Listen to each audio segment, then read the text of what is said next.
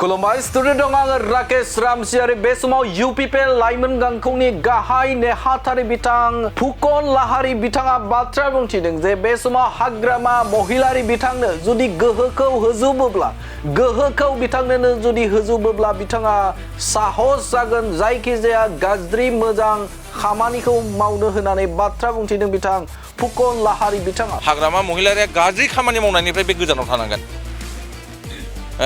किन्तु हाग्रामा महिलारिनो गासै माने क्षमताखौ रायजो राजा होजोबोबा बिथाङा गाज्रि खामानि मावनो माने माबा जानाय नङा आरोखि, आसुसु मोननाय नङा, गिनाय नङा। जुदि हाग्रामा महिलारिनिनो जुदि गासिबो पावारखौ बिथांनो जुदि बा बिथांनि आखायाव जुदि होजोबोब्ला बे समाव साहस खालामगोन बिथाङा गोबां गाज्रि खामानि मावनो एबा जायखिजाया खामानिखौनो मावनो बिथाङा गिनाय नङा होननानै बाथ्रा बुंथिदों बिथां फुकन लाहारि बिथाङा। फुकन लाहारि बिथाङा बे समाव दोलोआरि एबा इउपिपिएल राजखान्थि हान्जानि लाइमोन गांखंखौ गोख्रों खालामनो थाखाय 14 नं सिरांदुवार ब्लकनि बानजायनायाव मोनसे लाइमोनफोरनि सावरायनाय हाबाफारियाव बाहागो लानानै बिथां फुकन लाहारि बिथाङा बाथ्रा बुंथिदों जे बे समाव बिपिएफ राजखान्थि हान्जानो जुदि गोहोखौ होजोबोब्ला बिथांमोना जायखिजाया खामानिखौ मावनो बिथांमोना गिनाय नङा आरो साहस खालामगोन होननानै बाथ्रा बुंनायखौ नुनो मोनदों। बेनि थाखायनो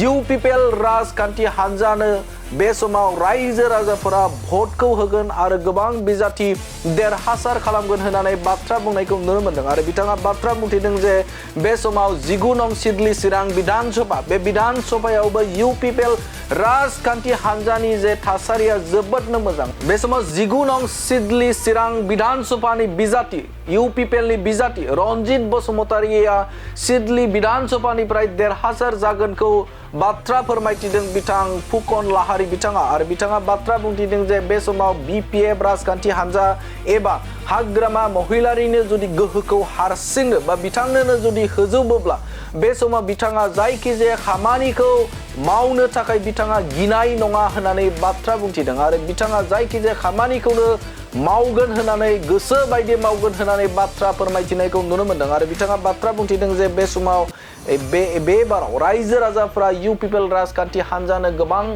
बिजाथि देरहासार खालामनायाव मदद होगोन आरो रायजोआव मिनिस्टार बननानै बे समाव सिबिथाय होगोन होननानै बाथ्रा बुंथिदों बिथां फुकन लाहारि बिथाङा। एबारावहाय एमएलएखौ जोंनि बांसिन देरहाहोबाथाय जोङो आसाम सरकारावहाय जुदि जोङो सरकार दानायाव बाहागो लानानै जायखि सरकार दाया बाहागो लानानै जोङो साथाम साब्रै जुदि जों मन्थ्रि मोनोब्ला हाग्रामा महिलारिया जोंखौ सेरनो हाला आरोखि। अब्ला हाग्रामा महिलारिया गाज्रि खामानि मावनायनिफ्राय बे गोजानाव थानांगोन। किन्तु हाग्रामा महिलारिनो गासै माने क्षमताखौ रायजो राजा होजोबोबा बिथाङा गाज्रि खामानि मावनो माने माबा जानाय नङा आरोखि, आसुसु मोननाय नङा, गिनाय नङा। ओंखायनो बे पावारखौ बेलेन्सिङाव दोननांगौब्ला दिनैनि दिनाव इउपिपिएल दोलोनि बिजाथिफोरखौ जों बांसिन देरहाहोनांगौ, पावारखौ बेलेन्सआव दोननांगौ, रायजो राजाफोरनि मोजां खामानि जानांगौ। जों मोनसे स्ट्रं अपोजिसन हिसाबै हाग्रामा महिलारिनि मोनफ्रोमबो माने गाज्रि खामानिखौ जों अपोज खालामबाथाय रायजो राजानि मोजां खामानि जागोन। जोङो नैबे 14 चिरांदुवार ब्लकनि गासै जोंनि ब्लकनि मावफारिया आरो प्राइमारि कमिटिनि जोंनि इयुथनि मावफारियाफोरजों जों मोनसे सावरायलायनाय मोनसे मिटिं लादों। दा बेवहाय सिडली बियाबनिफ्राय जोंनि मानाव गेदेर रन्जित बसुमतारी सारखौहाय जों जाहाथे बुरजाथार भटआव देरहाहोनो हायो बिनि थाखाय ग्राउन्ड लेभेलावहाय जेरैबायदि खामानि मावनांगौ आरो मा रोखोमनि खामानि सोलिगासिनो दङ जों बेखौ एसे नायबिजिरनो थाखाय सावरायनानै मासिभ भाबै जोङो खामानि मावनानै बुरजाथार भटआव जोङो देरहाहोनो थाखाय मोनसे सावरायमेल लानाय जादों। आरो मोजां मोनसे परिबेस, बयबो खोब मोजां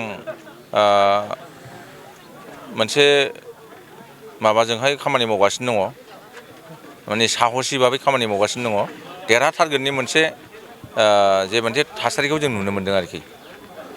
देरहायोब्ला माबायदि भट लानानै देरहागोन बायदि मोनो? देरहायोबाथ' जोङो दानि थासारिखौ नायोबा गोबां भट, खमसे खम 10-15 हाजार भटनि डिफारेन्सआव जों देरहागोन सिडली समस्ति हिसाबै जों बेखौ नुदों आरोखि।